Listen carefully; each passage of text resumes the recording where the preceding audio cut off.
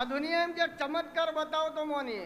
હા ના ચમત્કાર દિવાળી પેટી છે એમ કે ગહો એટલે હળગ એ ચમત્કાર જ છે. એ પછી કોઈ ચમત્કાર જગતમાં જોઈ નહીં. ખવડાવો એ જ ચમત્કાર. જેને ખવડાવ્યું ને એ જ ચાલે. ખાઈ જાય તો ચાલે જ નહીં.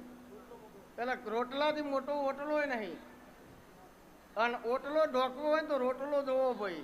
તો તમારા ઓટલા કોઈ બેસે ને કે કોઈ બાપો નહીં આવો. એટલે કાલ મેલા હું ફરવા નીકળી હતી. જલોત્રા ગોમ ભીખાભાઈ બુવાજીને જોયું નહીં. પણ મારો ફૂલ જો કદાચ મારો સેવક હોય, કદાચ આજ નંબર આવ્યો હોય નહીં આવ્યો હોય, લમણા વાળતા છે આગા પાછા થયા છે ચેહર નંબર આવે તો સારું. એ ભાવથી કદાચ પજે લાગ્યા છે ને હું ચેહર કદાચ હોબળી જઈશું. તો જલોત્રા ગોમના ગોદરા ઉતરું એટલે બેન પહેલા 5 રસ્તા પડે ગોમની એન્ટ્રીમાં. જેટલું ખોટું પડે 11,000 રૂપિયા ઇનામ. હું ચેલેન્જથી ધૂણવા વાળી માતા હું. મને રોક વાતમાં રસ નહીં. ગોમના ગોદરા ઉતરી એટલે પેલા 5 રસ્તા પડે. 5 રસ્તા હું ચેહર ઉભી રહીને 4 બાજુ નજર ફેરવી. કારણ કે મારે કોઈકને પૂછવું પડે. રાતના 1:30 વાગે એટલે 1:30 વાગે નજર નોસી તાણ 2 મંદિર હોમો દેખોળે ભાઈ. એટલે એક મંદિર અડધું તૂટી ગયેલું હોબું અને એક મંદિર મહાદેવજીનું નવું થયું હો ગોમના. એક અડધું હજુ તૂટેલું હું બોલું અને એક નવું થયું. આ લાલ ધજાનો મેં કદાચ રાતના 1:30 વાગે સલોમ ધરી છે અને એને પૂછ્યું છે કે હું તારા ગામમાં ચેહર આવ્યું હું, મારા ચૌધરીના ઘેર જવું હોય ચો થઈને જવાય.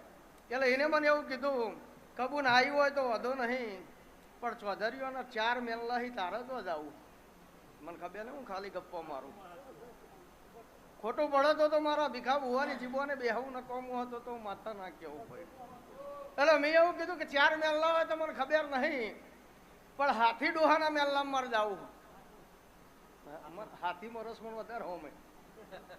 એટલે મેં એ દેરાને કીધું કે હાથી ડોહાના કુટુંબમાં મારે જવું.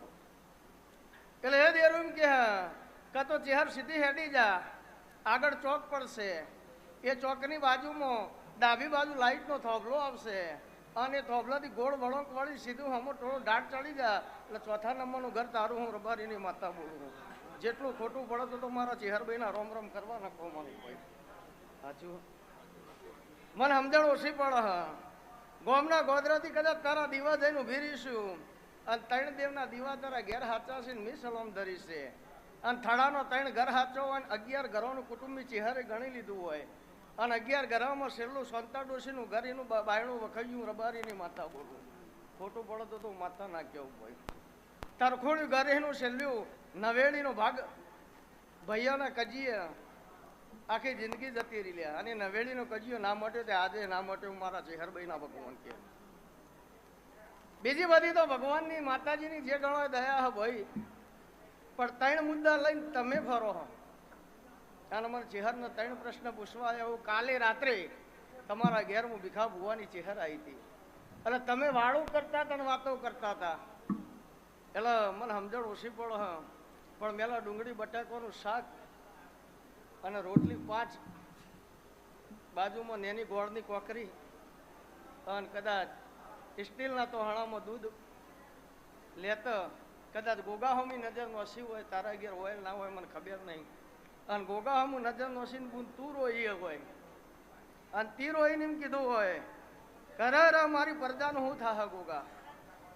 બીજું બધું તો મજા બનાવી પણ મારી પ્રજાનું શું થાહ.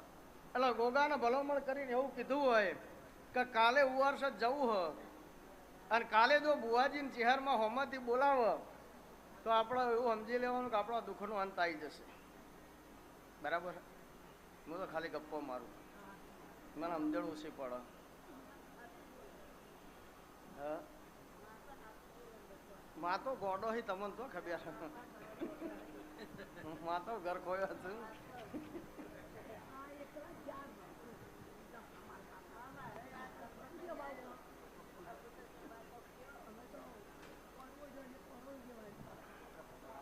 હું નાયણ મેહોરને માણો ધૂણતી છું.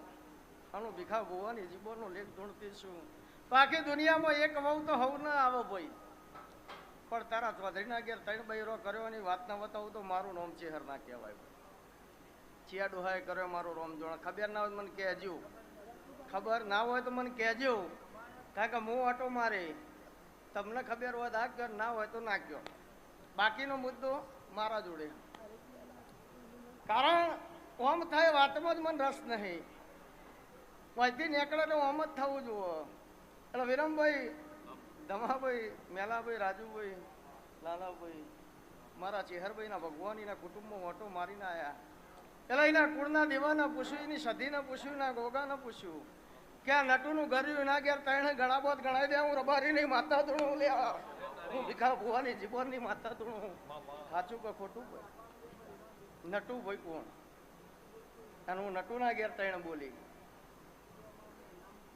હું નટુ બોલી હું. અને તમારા મેલ્લામાં ના હોય, તમારા મેલ્લામાં હોય કે ના હોય હું બતાવું ભાઈ. કદાચ તમારે આગુ પાછું થાય. ઓયથી હેડી એટલે 5મા નંબરનું ઘર તારું ચેક કર્યું મેં.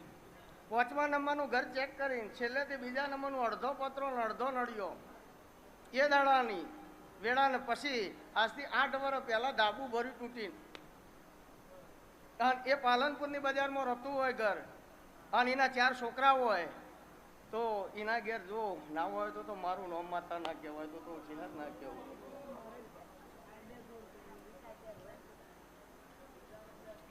આ સાચું હોય આનું ચહેર ધૂણતી હું. તમારા આગુ પાછું થાય. હા, એ મને કોઈ ખબર ઓછી પડે. હા, 2 તો હયાત હતો ને 1 કદાચ હકું કર્યું હોય તૂટી ગયું હોય તો મારા 3 રિક્ષા વાળા ગમે ત્યાંથી પેસેન્જર ઉઘરાવો એમને પોહાય, કારણ કે એમનો ધંધો હોય. પણ એ રિક્ષાવાળા તો ગમે તો શટલ માર લે અને ગમે તે ઉભા રહીને બૂમ પાડે, કલોલ કલોલ ગોધીનગર. ફોર્ચ્યુનર વાળા પેસેન્જર ઉઘરાવતા હારા ના લાગે ભાઈ. હા, એ તો જેને ખબર નહીં દેવની ગતિની, એની વાતો ગલ્લે તલ્લે હોય. આ તો રોણાની રીતમાં જે દાડાથી સમજણ પડી એ દાડાથી બાથામાંથી કાઢીને છોડ્યું હોય ને કે આજ સુધી નિશાન વના કોઈ દર ચોટ્યું જ નહીં. અને નિશાન વના મારતી જ નહીં. નિશાન પહેલું સાધું હું, પછી જ છોડું હું. એટલે તારા ઘેર મજા થઈ જશે, દીકરાનું ટેન્શન મટી જશે, અમારા ચેહરભાઈના ભગવાન કહેતા હોય. અને વિદેશની વાતો મારો શિવજી પાર પાડશે. મને સમજણ નહીં, હું તો ખાલી કહું. આ દુનિયા તો વાતો લાલભાઈ ગમે તે કરવાની, પણ વાઘ વાળા વાળે એવા કોઈ દાખલા નહીં. અને વાઘ તો કોઈના બાપથી વાળા નહીં વળું. એ તો એની મસ્તીમાં એ જે કરતો છે કરી જ જવાનું. અને બહો વાળો પછી જ જવાનો ભાઈ. પણ જૂઠું છે ચોપાથી પાછું આવશે. સાચું છે તો 100 વર્ષની 1000 વર્ષથી તમારો સિક્કો ચાલશે ચાલશે. માં જૂઠ તો ગાયના પડેલા પોદળાના ચીરા જેવું છે.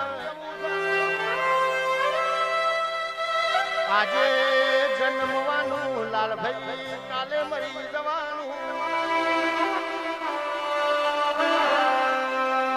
જાગતો મારા નહીં, મેં તો ભણાવા નહીં. એ વાઘના વાડા ના હોય, નાગના બંગલા ના હોય,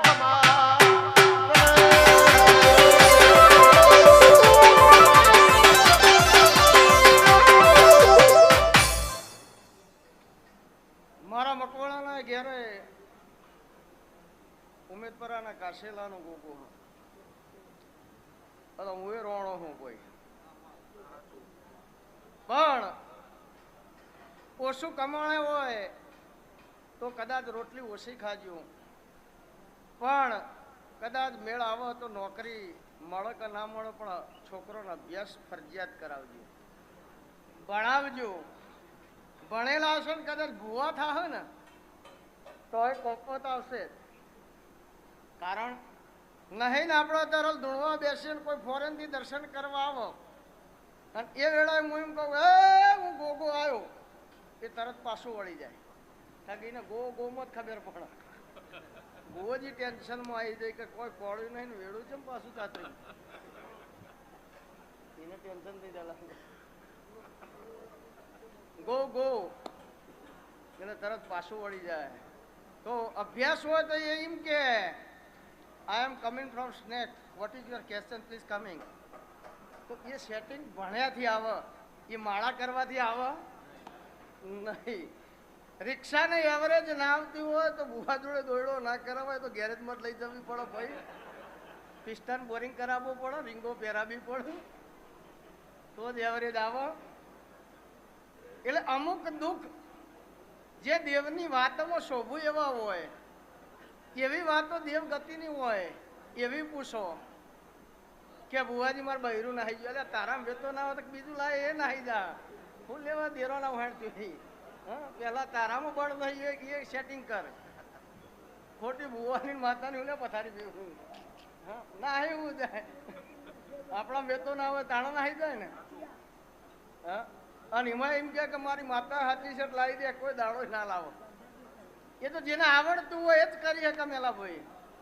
બાકી તમે સ્કૂલમાં છોકરો ઘેરથી ભણવા મોકલો હીરાભાઈ, તો ઘેરથી તમે ચોપડીએ લઈને મોકલો છો, પેન્સિલે લઈને મોકલો છો, કદાચ પહેલા ધોરણ મોકલો, સલેક્ટને પેન લઈને મોકલો, તો અરે તમારા ઘેરથી જ બધું વસ્તુ લઈને જાય છોકરો. પણ એકડો તો જે શીખવાડતા હોય ને જ શીખવાડીએ ને કે આપણા ઘેરથી જ આપણા જ પૈસે બજારમાં પાછા લઈ આવીએ ને એમને નિહાળ મોકલીએ. એ માસ્તર જ શીખવાડીએ કે એકડો ઓમ થાય. અને આપણે જો એની એ વસ્તુ આપણે ઘેર કરીએ ને તો આપણો એકડો થઈ જાય, પણ એને એકડો કદી ના આવડે. એટલે જે જેનો વિષય હોય દરેક વિષયના બુવા હોય. ખાલી ધૂણવાથી બુવા ના કહેવાય. જે ફિલ્ડમાં જેની પકડ મજબૂત હોય એ વિષયનો એ બુવું. અને 4 વસ્તુમાં જો કદાચ આબુ હોય તો બહુ તૈયારીઓ રાખવાની. બાવા, બુવા અને નેતા અને પંચાયતિયા. આ 4માં આબુ અને ગાળો ખાવાની તૈયારીઓ રાખવાની તો જ આ વિષય પકડજો. હા, એટલે આ ગાળો ખાવાનો આપણો નક્કી જ છે. અને ગાળો ખાવી હોય તો જ આ ફિલ્ડમાં આવવું. નકર પછી ખેતી કરી લેવી, ગોતો તો નોકરી કરી લેવી. આ બજારમાં અવાય નહીં. પણ જે દુનિયા સમજાય એ અમે નહીં બુવાજી. આપણો બજાર ગાળ એક દેહ, એક ગાળ આખું બજાર આપણને દેહ. જેવી નેતાને બુવાને આવેલી આપણી ભાષામાં આજે 4 ગણા આવ્યા. આ દિયોર નીકળી પડ્યા. આ ફિક્સ ગાળ. એટલે મેં આના વિશે બહુ વિચાર્યું કે આર્ય ગાળ આપણને કેમ દેવામાં આવે. એટલે મેં મારે જે મને આવડે મેં મારી રીતે, એવું નહીં કે હું સાચો જ હોઉં, પણ મેં મારું તારણ મારી બુદ્ધિથી કાઢ્યું કે ભગતને કોઈ ગાળ દેતું નહીં, ભગતને કોઈ આવું કહેતું નથી. એટલે મેં વિચાર્યું કે ભગતના જોડે પૈસાનું તો સેટિંગ હોતું જ નહીં. એનું કોમ થઈ જાય.